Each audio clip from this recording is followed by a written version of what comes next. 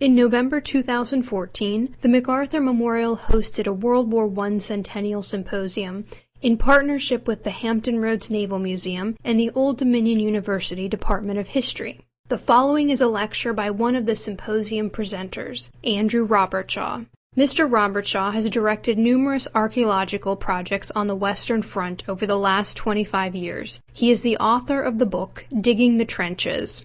He presented on the topic, Digging the Trenches, the Archaeology of the Western Front.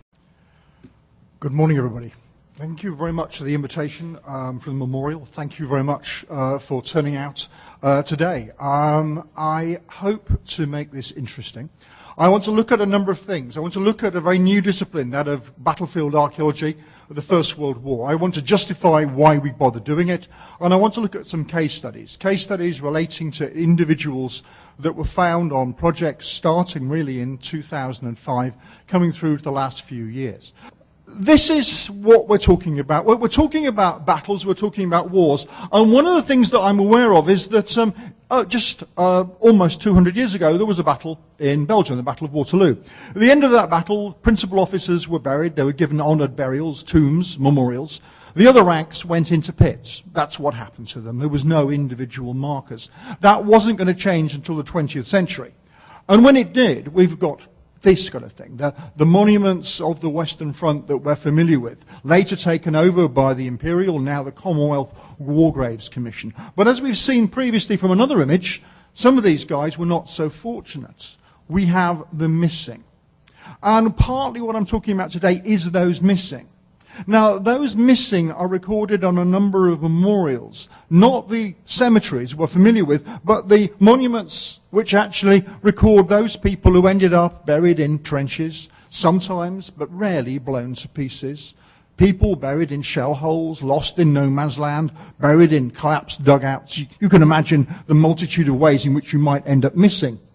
But to put that in perspective, this is the Teepwell Memorial, the monument that has 72,000 names of missing on it. If you were a British soldier, your chance of being on this monument, or the monuments at Tyne-Cot, or the Menin Gates, or for the Canadians at Vimy, requires you now, please don't do it, to take out of your pocket a coin, to throw it, to get heads once, to throw it, to get heads twice, to throw it, to get heads 3 times. In fact, if you did it 7 times, that's your chance of being on here. But of course, because they're missing, they exercise an immense amount of interest on behalf of the families who have nowhere to grieve, which is why we end up with the tomb of the unknown soldier and the cenotaph. And it's partly what we're talking about now. And I cut my teeth really dealing with a large number of different sites. This is a set of feet. There are British feet in British boots. Actually, this is all we found of this soldier. And I've been asked a number of times, how many sets of human remains have your team discovered? And the answer is about 27. People look a little perplexed. What do I mean by about 27? Well, if this was traumatic amputation, this man may well have died in the 1950s or 60s in a wheelchair. It doesn't mean that he actually died on the spot. Sometimes we actually are very fortunate. This man, Edward Bergman, a German soldier, was discovered by a French farmer. He was ploughed up about 10 years ago. The farmer got off his tractor, went back, found the set of remains, put them all in a crate, handed them over to us and said, "What's this?" And we were able to take them to the Commonwealth War Graves Commission, then contact the German VDK, which is the equivalent of the War Graves Commission, but funded entirely by voluntary contribution, and say, we have found these remains, and nestling in the middle of it is in fact an ID tag. And this is the zinc ID tag of Edward Bergman, a man killed actually almost at the end of the war, killed in August 1918. But for most of our projects, it's actually looking for sites of the Great War. We don't go looking for the dead per se. However, other people have. The project at Fromelles, looking for Australians in the last couple of years, Oxford Archaeology's project, produced 250 sets of remains from cemeteries. They were dug up and reburied. A question we can come back to at the end about the morals of doing that. This set of remains here, or group of remains, belongs in fact to a group of French soldiers killed in the very beginning of the Great War. These are men killed very close to Verdun. In fact, one of them was a novelist and poet, a man called Alain Fournier. Alain Fournier was famous before the war, famous because of his death, buried in fact with his platoon in an improvised burial, as we see here. And about 20 years ago, a group of French archaeologists said, Alain Fournier is so famous, we really ought to go find him. And that's exactly what they did. They went out to do what I would call prospecting for the dead. They knew roughly where he was, and they found him, and were able to identify virtually everybody by name because of the combination of identification that these men were actually carrying with them. And this site is now open to the public. No burials there. You can go see where they were found. Elsewhere, human remains are found almost on a monthly basis, very often ahead of developments. In fact, these bodies here are men found quite close to Arras by Alain Jacques and his team. Alain Jacques is the archaeologist for the city of Arras. And my role on these occasions, if I'm called, is not to deal with the forensic side, not to deal with the anthropology, but to deal with the question of dating of these deaths. How do I know that? Because I'm supposed to be an expert on equipment. These Germans here clearly died after September 1916 from the area they're found. How do I know that? They've got steel helmets. There are no steel helmets on German soldiers other than at Verdun until September, October of 1916. And obviously with them is their anti-gas equipment, which helps me date them. And as we establish that, we can look at this man here, lying on his back, wearing a pickelhaube. This is a burial from 1914, because these German soldiers do away with the spiked helmet very rapidly in combat positions. It simply gives them away. So having established some of the little credentials to this, what we might consider then is this. Because this is one of the most famous sets of remains discovered. In fact, this is quite late in the war. This is 1917. These are members of the Lincolnshire Regiment, the so-called Grimsby Chums. And the journalists who came to cover this decided, and you can see it, I think, fairly well, that these bodies here, in fact, have been linked by the fact that each man's elbow is over the man next to him. And the journalists decided that this was some sort of danse macabre showing solidarity in death. In fact, it isn't. What it is they had a pit that was rather too short for the number of bodies. They started putting the bodies in from the right-hand end and put each man over the next man. It's as simple as that. So one thing you have to be aware of is you cannot be too romantic about these things. In the same way as here, this is an aerial view of the same site. It would appear, if you look actually over here, that you've got some bodies laid out with the legs and the arms and the skull in place, but no body.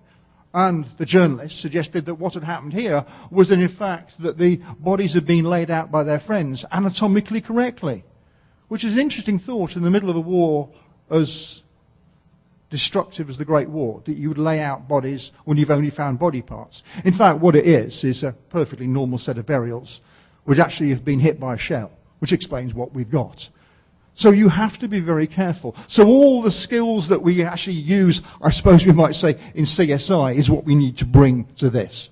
And of course that brings me neatly to Fromelles, because at Fromelles, the rules that governed the exhumation of human remains on the Western Front, you need permission from the French authorities, from DRAC, you need permission from, in this case, the Commonwealth War Graves Commission, is that we were never able to use DNA or isotope analysis. However, when they set out to find the 500 bodies, they found 250 at Fromelles, it was all prefigured on the use and recovery of DNA, which explains why they've identified over 120 of these men by name. In a previous project run by the group of enthusiasts called the Diggers in Belgium, they recovered over 100 bodies, identified one by name, which suggests that their methodology was very poor. And my methodology was born here. There are lots of projects relating to Great War archaeology and other groups, but we started in the village of Ocean Villas. And I'll just give you an idea of how early it was and how many experts there were. Because this is a communication trench behind British lines. It is not what you'd say desperately exciting, but in terms of methodology, vitally important. We went into this area having been aware that the owner was being metal detected on a regular basis. People staying in her guest house were getting up early and detecting before dawn, seeing what they could steal. It was simple as that.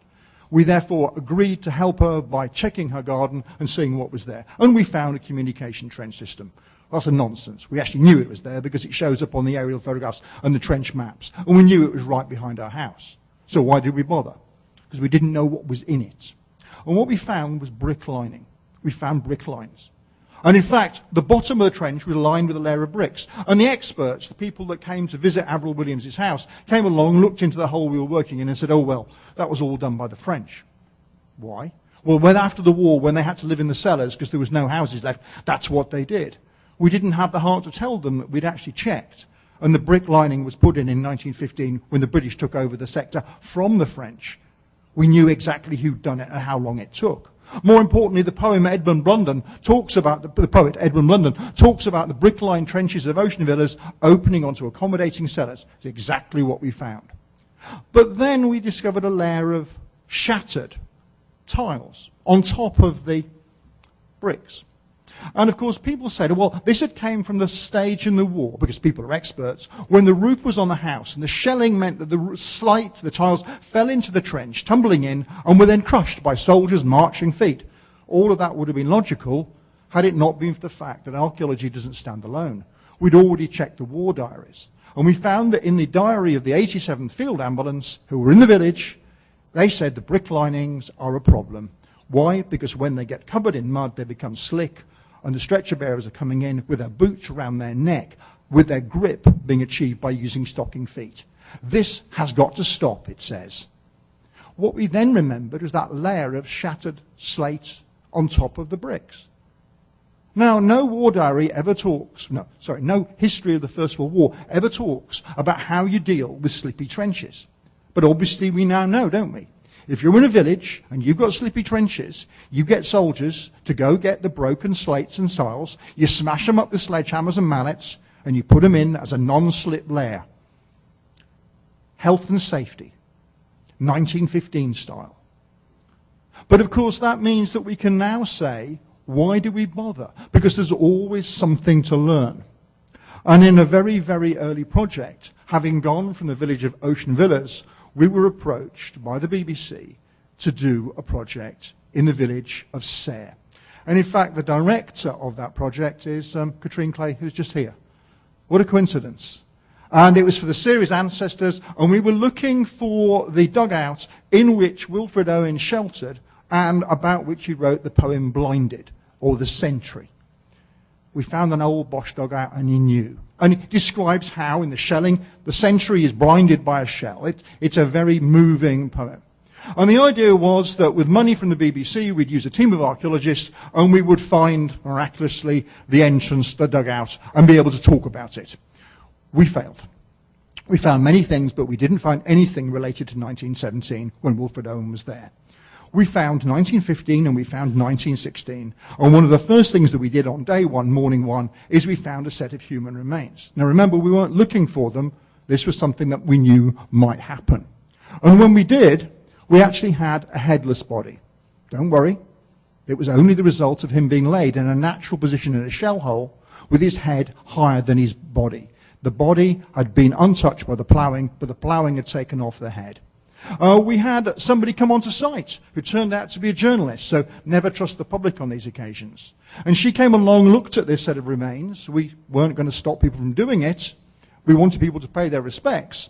And she looked at him and said, I suppose you'll use dental records. Which is interesting. And not least being the problems of finding nearly 100-year-old dental records. In fact, what we did is we found around his neck an identity tag. That identity tag was sent back to the UK to be worked on. We then continued to work on the project, trying to find the dugout, trying to find, let's be honest, Wilfred Owen's biro or something. And we found another set of remains, this time a British soldier, lying on his back on top of the trench system. That's interesting. He was on top of the trench system. The other one was behind the trench system. And the trench system was filled in by upcasts from a mine. That mine was blown on the 1st of July. This soldier's lying on top of that upcast. Therefore, he's a burial of the 1st of July or later in the war. In fact, the regiment he was in, the King's Lancaster Regiment, was only there for one day. They lost 110 dead attacking this position on the 1st of July 1916, the first day of the Battle of the Somme. We then continued to work, and we found this man lying on his side, very close to the first soldier and slightly behind the second, a German Unterofficer, a German NCO. Lying on his side, with him he had his watch, a mouth organ, a harmonica, and a Neolithic flint scraper. He knew what it was. This guy became known as the archaeologist, and we took the whole thing very seriously. The bodies were recovered. They were handed over to the War Graves Commission. This is their mortuary at Boraine. The two Germans are in the two cardboard boxes. The unknown British soldier is in the oak coffin. We asked permission to do DNA and were told you couldn't do it. It's not our policy. We approached the German VDK, who said, basically, do what you like. As long as it's ethical, do what you like. We have no money. Can you pay for it? Yes, we've got TV money. That's fine. And the work was done. And in fact, it was very, very interesting. The reason, by the way, that the VDK have no money is that they're actually entirely sponsored by the public. There are no state funding at all for the German War Graves Commission, and they have still 1 million missing from the Second World War on the Eastern Fronts, which they regard as being rather more pressing than this one. Back at UCL, University College London, the conservation people got to work, and we had already gone here. We'd already gone to the monuments of the missing, and we took it in turns to read out the names of all of those members of the King's Lancaster regiments, because we knew that we'd read his name out. What we didn't know was who he was. He was then buried. He was buried, the dig was in the October, he was buried the following spring with full military honours, honour guard, everything, military attaché, chaplain, everybody there from the youngest recruit in the regiment to the oldest NCO, all there. And they took it in turns again to read his name out, a rather smaller list, but I'm afraid 110 missing. There was nothing that we could do other than say we knew his height and we knew his age. That was it. And as soon as he was buried, we were approached by two sets of families who said, we think it's our granddad, we think it's our great uncle, can we provide DNA? We said yes, but there's no point, no sample is allowed to be taken. And every 2nd of July, when I go to the monument now, I will find that there is actually on the grave a little rose tree left behind by the families, the Red Rose of Lancaster. But back in the laboratory, this identity tag was cleaned. It was extremely unclear what it meant. It actually said Reserve Regiment nothing. It then had number 7 company and a personal number of 2. It should have 3 digits. There was nothing we could do. And at that point, I probably would have given up. Luckily for me, I wasn't there, because the South Korean student working on this one turned it onto its back and cleaned the back of it as well. And on the back of it is written Jakob Honnes and the word Munchingen, the village he came from. Now, we then got in touch with somebody who was an expert in the German army in this area, and he actually is from Fayetteville, New York, and Ralph Whitehead was able to give us some help. Now, I know you should never make contact with people you meet on the internet, but Ralph seems to be okay. And we provided him some information. We said we had an ID tag, and it belonged to a man we thought called Jakob Honnes. Could he give us more information? And he said yes. His number was Reserve Regiments, 121st, number 7 company, personal number 228. He was also able to give us his height and also able to give us his age. 36 years old, 6 children. He died on the 3rd of June 1915 fighting the French, which somehow I found reassuring. I don't know what that was about. My grandfather wasn't serving at that point, but nonetheless, it felt a little better than knowing that he'd been killed by a Brit. However, what then happened was that the archivist in Munchingen, Alfred, said, would you like to meet the family? And we said, yes. So, because they still live in the village, you know. And within 24 hours, we had this picture. And this picture shows there, Jakob Honnes, behind him, his brother Christian. Jakob was going to die, leaving behind 6 children, one of whom was born on Christmas Eve 1914. He was still alive when the body was found and identified, and his grandson went to see him and said, "Dad, they found your dad on the battlefield." And the elderly gentleman in a care home said, "I always knew they would. I always knew they would." Christian was going to die on the 15th of July 1916, fighting against the British, buried in the village of Miramont. And this photograph is taken in the village of Miramont. And it's behind the German lines. It's a German rest area, exactly the same as the village of Ocean Villas we'd worked in previously. The only difference was that when we went to do the archaeological dig, we were unable to get our accommodation in Ocean Villas. So the BBC booked us into a gîte in a converted barn in the village of Miramont. We followed the route of these men to their deaths every time we went to site. But there was more work to be done. We had to work on our unknown Unterofficer. And here, in fact, we have the harmonica, the Neolithic flint scraper, and the watch, stopped at about 10 minutes past 6. Don't know whether that was morning or evening. One of the things I'd always been brought up to believe is that bodies in the First World War, Second World War, are looted. And if you don't loot them, then the enemy will. Now, clearly, we'd found this complete pocket contents. He had his tobacco with him, he had his money, he had his watch, and he had a book. And the book was very, very, very decayed. However, it was sent back to UCL, and they got to work on it. And what did they discover? It was a bank book. And it came from a village called Halberstadt. Halberstadt is not in southern Germany, where Stuttgart and where Württemberg is, and the previous guy, 121st Regiment, was a Württemberger. This man, potentially, was from northern Germany. That meant little sense, because he was wearing the uniform of a Württemberg soldier. So we got in touch with Ralph Whitehead and said, "Ralph, is there any Unterofficer in the German 121st Reserve Regiment who has any contacts at all with northern Germany?" We didn't mention the word Halberstadt. That's the way you do it. He said, "Yes, there's one. It's called Alfred Thielecker. He's an Unterofficer, killed on the 6th of June, 1915, in 121st Regiment, in number 7 Company. He was a painter and decorator, and before the war, he moved to Stuttgart to start a new business, but obviously kept his bank account in northern Germany."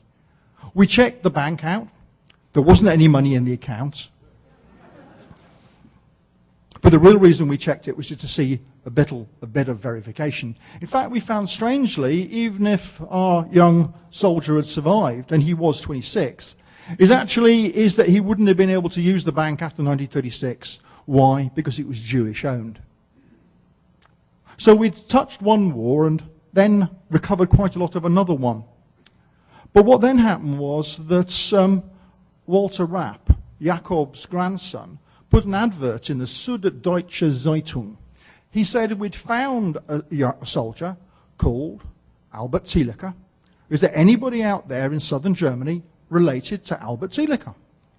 And a woman called Alison Thielecker, bit of a clue here, came into a university in Stuttgart for the English Language Theatre Company. She was running a play called Flatley VC about the First World War, about an Irish VC winner who comes back to the island to recruit and has a crisis of conscience about sending men to the Western Front.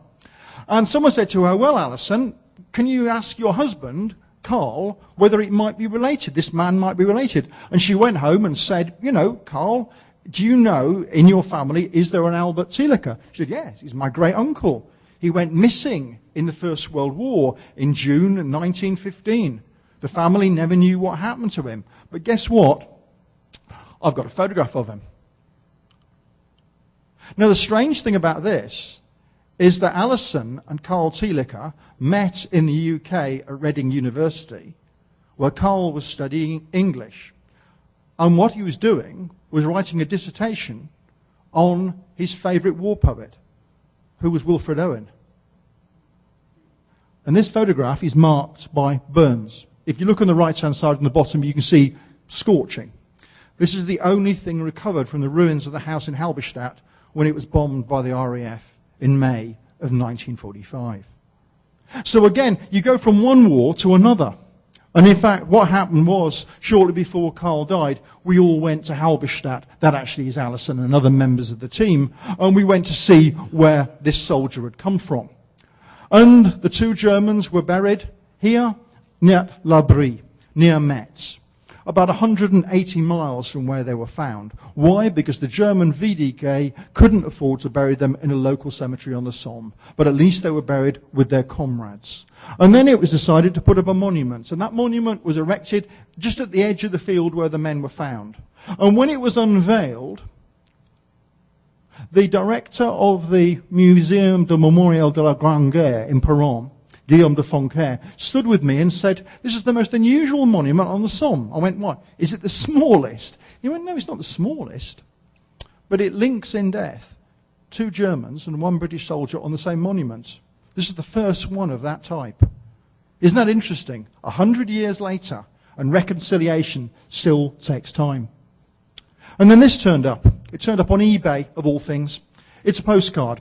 It's not very clear here, but if I tell you, is a wreath hung in a trench, and down there it says, "In memory of our 40 fallen comrades of number 7 Company, 121st Reserve Regiment." Now, had that arrived before we did the archaeology, it would have been inexplicable, except that we know that this is dated June 1915. Those men that we found had been buried in shell holes or scratched graves on the back of the trench with the intention that after the war the German soldiers would come back, recover their comrades and give them the honoured burial they deserved. The fortunes of war did not allow that to happen, and we potentially missed the other 38, or they were recovered and buried in mass graves as unknown German soldiers.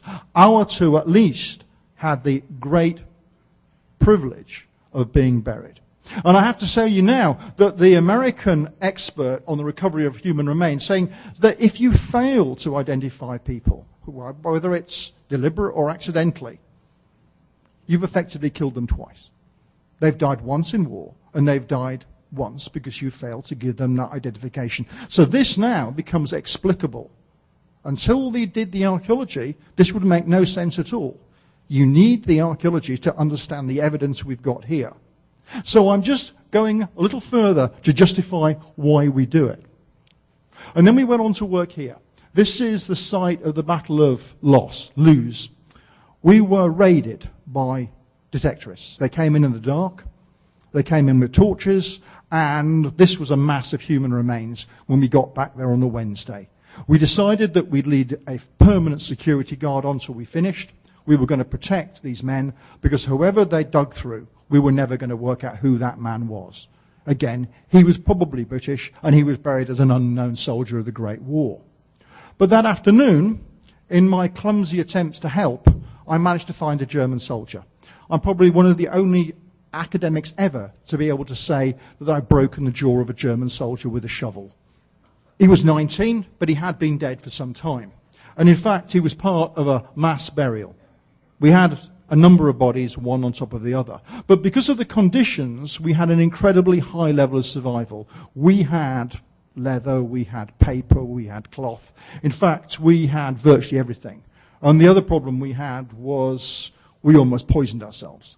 What we'd not realized is the reason that the middle of these bodies were missing is they'd actually been given a layer of chloride of lime to help them decompose.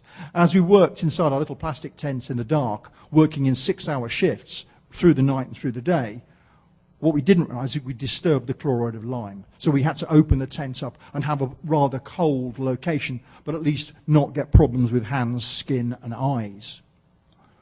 But what we found were very well-preserved sets of human remains, all German. 2 were Prussians, the rest were Bavarians. And as we heard the other day, the Bavarian archives in Munich were incredibly useful. They survived the Second World War intact. And what we were able to do is reconstruct how the bodies were laid in the grave, and then do this. This is the back of a German soldier's tunic. He is a Bavarian. And whether it's Bavarian or Württemberg, their records survive intact. The rest of the German records for Prussia were destroyed by Allied bombing right at the end of the Second World War. You don't stand much chance with them. But this guy here, right in the middle of our pile of bodies, had a complete uniform. and the ribbon of the Iron Cross Second Class. Now, based on our conversation earlier on, I don't know what he thought of it, but he'd pinned it onto his uniform and it was in place. Up on his shoulders he had here number 16, for 16 Bavarian Reserve Regiment, the List Regiment, very famous regiment. And quite importantly, what we were able to do was recover this, which is a postcard. And that postcard gives us his name. His name is Leopold Rothermel, of number 9 Company, 16th Bavarian Reserve Regiment, killed on the 13th of October, 1915, during fighting at the Battle of Loos. And it says in the records in Munich that his place of burial is not known. Well, it is now, because I was there when he was buried. But very importantly, we found this. And this is the remains of a patriotic songbook from the beginning of the war, from 1914. What do we know about Leopold Rothermel? Well, he was exempt from military service. Why? He'd done his 2 years training, but now, aged 22, he was not expected to fight. Why? Because he was a concert violinist. He was the concertmeister. He was exempt from service. Sadly, his brother Otto was killed in the Battle of the Frontiers, and this man, Leopold, volunteered. He went off to war. Now, what do you think of a concert violinist as a soldier? What do you think his chances are of being any good? He's a corporal within 2 months, Iron Cross within 3 months. He's doing very well. More importantly, there is, according to the history of the regiment, an outbreak of musicality in the regiments when they form a band and an orchestra. It has to be Leopold Rothermel. Now, it's not very often that you can do a link from the First World War to Elvis Presley, but I'm going to do it. Because this songbook includes the words and music to a song that Elvis Presley brought back from his service in Germany when he served in the American military. The song is Wooden Heart, that some of you remember. It's a German marching song. So we'd identified our soldier. We knew about his brother. We'd seen the memorials. We wanted to try and find the family to get the photograph. We'd done it before, so why not? Why wouldn't it work? We went to find where the family had lived. We knew the address. His father was an electrician. His mother ran a tobacconist. When we got to the house, there was nothing there at all. It was a memorial park. We walked over to look what the plaque was for the memorial park. And it said it was a memorial for Allied bombing in 1943 that wiped out the entire city block. That's why there was no family. But there was one final twist to this story. Do you remember I mentioned that Leopold was about 23, an artist, a real artist? He was a corporal. We knew that from his collar dogs. He was also a recipient of the Iron Cross Second Class in the List Regiment, the 16th Bavarian Reserve Regiment. Well, guess what? In the same year that Leopold died in battle, fighting against the Leicester Regiment, we know who killed him. We know how he died. There was another soldier, not German, but Austrian, a volunteer in number 3 Company of the List Regiment. Slightly older than Leopold, an artist of sorts, with the Iron Cross Second Class. That man was Adolf Hitler. As I said, if you look at this war, you will immediately see another.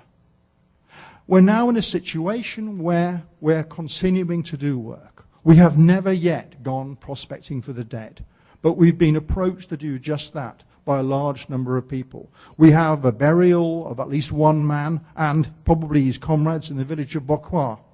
I've spoken to the mayor and said, we'd like to mark the plot. We know exactly where he is.